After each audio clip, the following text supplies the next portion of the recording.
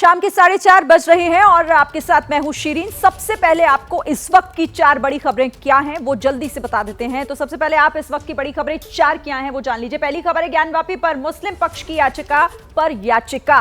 दूसरी खबर है एमपी में पटाखा फैक्ट्री में ब्लास्ट, बर्बादी और आग ही आग नजर आ रही है। तीसरी खबर लश्कर का दहशतगर्द दिल्ली से किस तरह गिरफ्तार हुआ है आपको बताएंगे। और इसके साथ ही जो अगली खबर है यानी कि चौथी खबर इस वक्त की, फरवरी में बर्फबारी हिमयुग की तैयारी। फरवरी में जिस तरीके से भारी बर्फबारी हो रही है, मौसम बदल रहा है, लेकिन चर्चा 2 खबरों पर। एमपी में पटाखा फैक्ट्री में ब्लास्ट हुआ है, बर्बादी और आग ही आग दिखाई दे रही है, कई सवाल भी खड़े हो रहे हैं। और दूसरा मौसम में बदलाव, फरवरी में किस तरीके से बर्फबारी भारी पड़ती हुई नजर आ रही है। ये 2 खबरें हैं जिन पर हम चर्चा करेंगे। हर अपडेट आप तक पहुंचाने के लिए 2 सहयोगी हमारे साथ जुड़े हुए हैं। देख भी पा रहे हैं आप उनको, आसिफ कुरैशी जो हमें जम्मू से हर एक अपडेट देंगे, और इसी के साथ नितिन ठाकुर हरदा से लाइव हमारे साथ जुड़ रहे हैं। दोनों का रुख करें, लेकिन उससे पहले इस वक्त की बड़ी खबर क्या है वो आपको जल्दी से बता देती हूं। मध्य प्रदेश में बहुत बड़ा हादसा हुआ है। पटाखा फैक्ट्री में धमाका हुआ है, 8 लोगों की मौत हो गई, 60 से ज्यादा घर जलकर खाक हो गए हैं। 100 घरों में बताया जा रहा है कि खाली 100 घरों को कलाया गया है।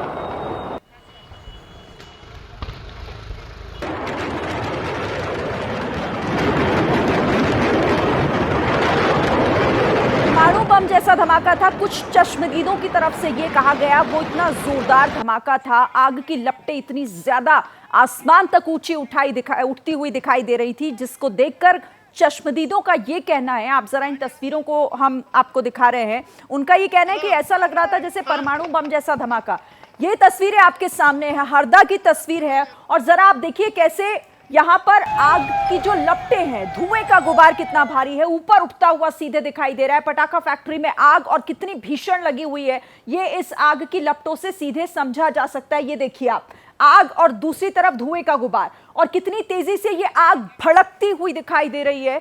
इससे आप समझ सकते हैं कि धमाका कितना बड़ा है। आसपास के घर भी इसकी चपेट में आ गए। यहां 8-9 लोगों की जो मौत है वो बताया जा रहा है कि हो गई है। और अभी हमारे पास ताजा अपडेट क्या है, इसे जानने के लिए सीधे नितिन ठाकुर हमारे साथ हरदा से जुड़ गए। नितिन का रुख कर लेते हैं। नितिन, बड़ा हादसा हरदा में आज हुआ है, सबसे पहले अभी ताजा अपडेट क्या है वो हमारे दर्शकों को बताइए।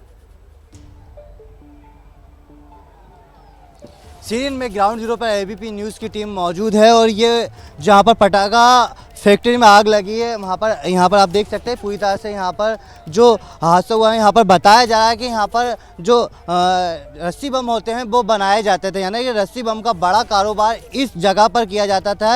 यहाँ पर 9 लोगों की मौत की पुष्टि जिला प्रशासन ने कर दी है। 50 से अधिक लोग घायल हुए हैं, जिनको हरदा से लेकर भोपाल तक भेजा गया है। यानी कि डॉक्टर मोहन यादव यानी मुख्यमंत्री मध्य प्रदेश से, जिन्होंने आपातकाल बैठक बुलाई थी, बैठक में निर्देश दिए गए थे, जो क्लीन कॉरिडोर बनाया गया उसके माध्यम से हरदा से भोपाल एम्बुलेंस से घायलों को भेजा जा रहा है। लेकिन फिलहाल यही अपडेट है कि यहाँ पर जिला प्रशासन लगातार जो आग है इस पर काबू पाने के लिए फायर ब्रिगेड को बुला लिया गया है। यहाँ पर अभी आग पर तो काबू नहीं पाया, लगातार यहाँ पर आग जल रही है। जो ब्लास्ट है वो लगातार ब्लास्टिंग की, जो पटाखा फैक्ट्री में ब्लास्ट की आवाज़ें आ रही हैं, आप देख सकते हैं। यहाँ पर आग अभी फिलहाल बुझ नहीं पाई। यहाँ पर नितिन, 2 तो तस्वीरें हैं और एक आसपास, अगर आपके कोई अधिकारी हो उनसे अगर आप बात करने की कोशिश कर सकें, तस्वीरें भी आप दिखाइए, और अगर ये बातचीत मुमकिन हो तो वो भी कोशिश आप करिएगा।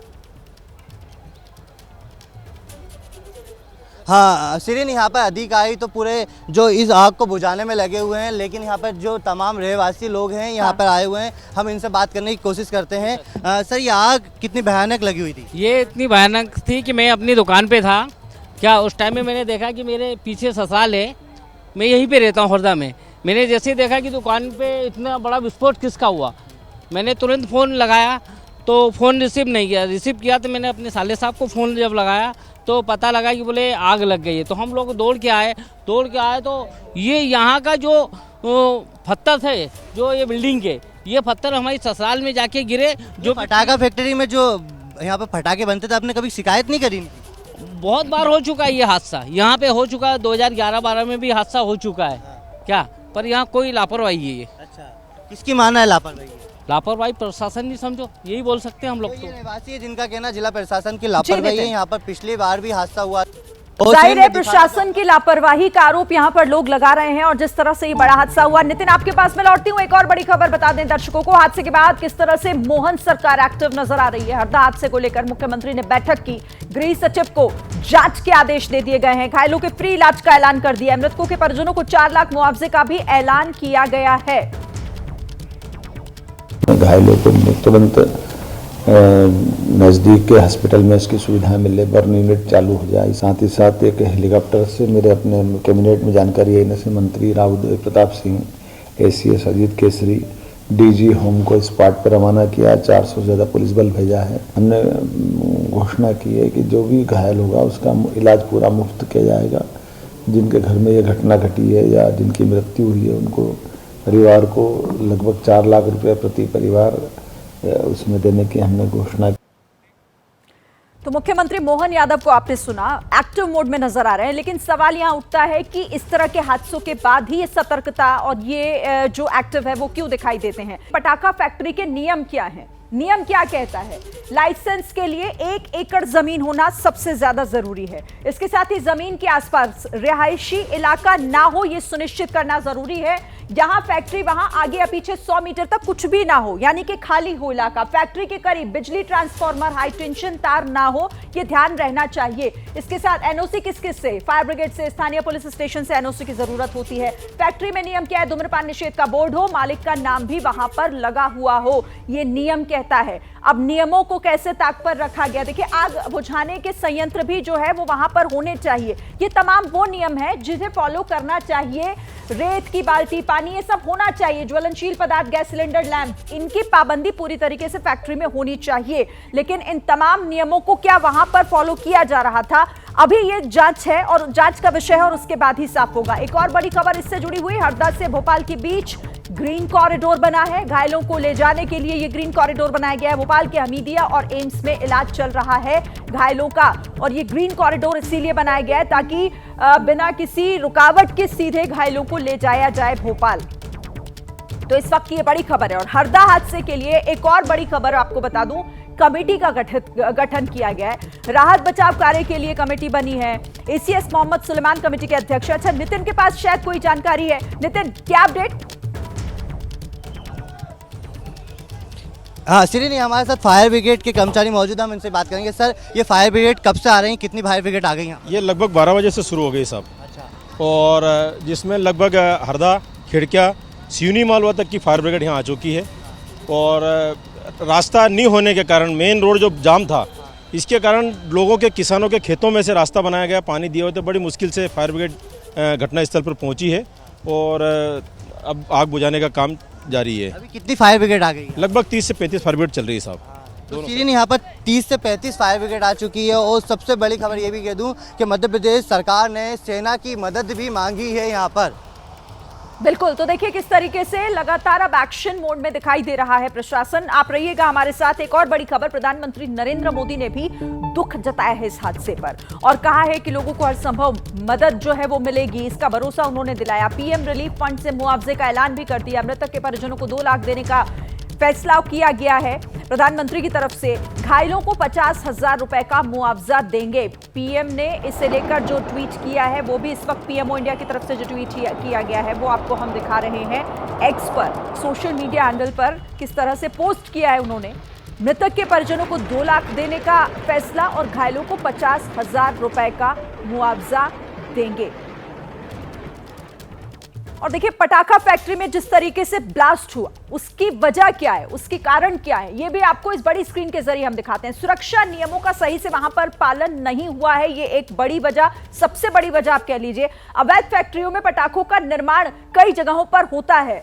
सुरक्षा जागरूकता में इसे लेकर कमी है जिसको फैलाने की ज्यादा से ज्यादा जरूरत है। इसके अलावा पटाखे बनाने की ट्रेनिंग में भी कमी है, यानी कि जो ट्रेनिंग है वो प्रॉपर तरीके से उन तमाम लोगों को नहीं दी जाती जो इस काम में लगे रहते हैं। आग बुझाने के इंतजामों में भी कमी देखी जाती है। जब इस तरह के हादसे होते हैं तो वहां जाकर पता चलता है कि ऐसा अगर कोई हादसा हो जाए तो उसके इंतजाम ही नहीं है। लेकिन आपको एक बार फिर से ग्राउंड जीरो लिए चलते हैं। मेरे सहयोगी नितिन वहां पर मौजूद हैं। ताजा तस्वीरें नितिन दिखाइएगा वहां से।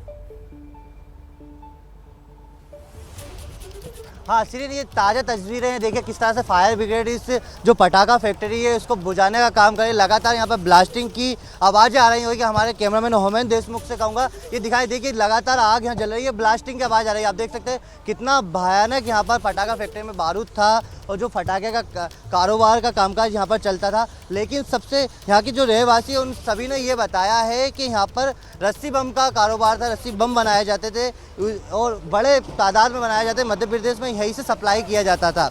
और ये जो बेरागढ़ गांव है, ये 2.5 एकड़ में ये जो यहाँ पर फैक्ट्री है 2.5 एकड़ में फैली हुई है। इससे ही लगे हुए रहवासियों के मकान थे जो पूरी तरह से क्षतिग्रस्त हो गए। ब्लास्ट में ऐसे हुए कि पूरा घरों के जो सामान थे पूरी तरह से खाक हो गए हैं। आप देख सकते हैं ये किस तरह से यहाँ पर ये पूरी बिल्डिंगें टूट गई हैं, गिर गई हैं। और ये जस्ट सामने मैं दिखाऊंगा, ये मेरे कैमरामैन से होमेन देशमुख जी से। ये देखिए आप, ये जो 2 मेटाडोर है पूरी तरह से जल के खाक हो गई है। एक इनोवा कार थी जो फैक्ट्री के ही बताया जा रहा फैक्ट्री वाले की संचालक की थी, वो भी जलकर खाक हो गई है। एक इनोवा कार थी जो, और एक बिलोरो कार थी, यानी कि जो वाहन यहाँ खड़े थे पूरी जिला से जलकर खाक हो गए। अभी आग बुझी नहीं है, लेकिन जिला प्रशासन लगातार आग बुझाने का प्रयास समझा जा सकता है नितिन कि कितना बड़ा ये हादसा है, कितने बड़े स्तर पर यहाँ नुकसान हुआ है। और साथ ही ये एक सबक भी है कि कैसे यहाँ लापरवाही हुई जिस वजह से ये हादसा हुआ है। बड़ी खबर है पहाड़ों पर हो रही बर्फबारी से जुड़ी हुई, जिसने परेशानी बढ़ा दी है। देखिए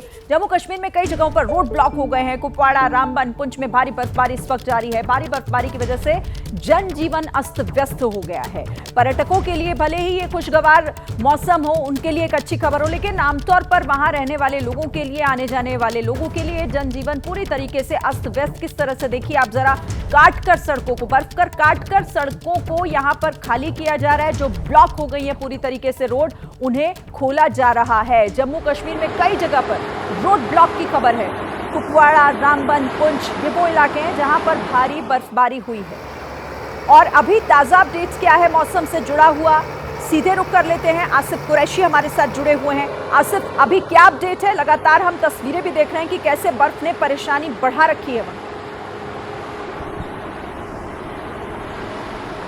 बिल्कुल शीरीन, देखिए जहां दिसंबर और जनवरी का ज़्यादातर महीना जो है जम्मू कश्मीर में खुश्क रहा, बर्फबारी नहीं हुई, बारिशें नहीं हुई, वही 26 जनवरी, 28 जनवरी और 3 फरवरी को 3 वेस्टर्न डिस्टर्बेंसेस के बाद पहाड़ी इलाकों में भारी बर्फबारी हुई। लेकिन इस बार भी मैदानी इलाकों से ये बर्फ जो है दूर ही रही। और श्रीनगर की बात करें तो इन 3 वेस्टर्न डिस्टर्बेंसेस के कारण 1 से 2 इंच ही बर्फ श्रीनगर में हुई, जो कि सामान्य से तकरीबन 90% कम है।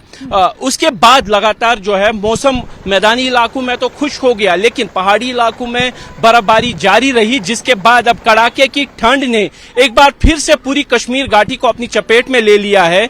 यहां तक कि दक्षिण कश्मीर के कुकरनाग में पारा -17.7 डिग्री तक रिकॉर्ड लो चला गया, जो कि पिछले 80 सालों में सबसे न्यूनतम तापमान रिकॉर्ड किया गया है। पिछले 24 घंटों की बात करें तो पहलगाम में पारा -12 डिग्री, गुलमर्ग में -10, श्रीनगर में -3। यानी पहाड़ों में बर्फबारी के बाद अब ठंड एक बार फिर से जोर पकड़ रही है। दिन का अधिकतम तापमान बढ़ रहा है, रात का न्यूनतम तापमान नीचे जा रहा है, जिससे लोगों की दिक्कतें बढ़ रही है। और खासतौर पर उन दूर दराज के फरवरी का महीना है वैसे तो, लेकिन जिस तरह से बर्फबारी हो रही है ऐसा लग रहा है जैसे दिसंबर या फिर जनवरी का महीना हो, और ठंड भी उसी तरीके से बढ़ रही है। लेकिन देखिए तो जम्मू की हमने बात कर ली। आसिफ, मैं आपका रुख करूंगी, लेकिन उत्तराखंड में भी जमकर बर्फबारी हो रही है। केदारनाथ धाम में भी खूब बर्फबारी हुई है। बर्फ की मोटी चादर केदारधाम में भी देखने को मिल रही है। आपके सामने तस्वीरें इस वक्त हैं किस तरीके से केदारधाम में, देखिए जरा, हर तरफ आपको बर्फ ही बर्फ नजर आ रही होगी। इन तस्वीरों के जरिए ये पूरा इलाका जो सफेद हो चुका है। अब मनाली की भी तस्वीरें, हिमाचल प्रदेश में भी बर्फ ने मुश्किलें जो है वो बढ़ा दी हैं। पर्यटकों के चेहरे जरूर खिल जाते हैं इस तरह की तस्वीरों को देखकर, क्योंकि जाते ही हैं वो इस बर्फबारी का आनंद उठाने के लिए। लेकिन किस तरह से परेशानी भी देखने को मिलती है वो भी तस्वीरों के जरिए आप देख रहे हैं। और देखिए तो सिर्फ देश की बात नहीं है, विदेशों में भी इस वक्त बर्फबारी काफी हो रही है और लोगों की परेशानी बढ़ रही है। आपको तस्वीरें दिखाते हैं चीन के वुहान शहर की। यहां बर्फबारी के चलते रोड ब्लॉक हो गई, लोग रोड पर फंसे हुए दिखाई दिए हैं। इसके अलावा हेनान, हुबेई, शेडोंग जैसे कई प्रांतों में आए बर्फीले तूफान के चलते दर्जनों राजमार्ग और टोल स्टेशन बंद कर दिए गए हैं। ये चीन के वुहान की तस्वीरें हैं। तो मौसम बदला हुआ नजर आ रहा है और इसकी वजह से परेशानी भी कई देखने को मिल रही है।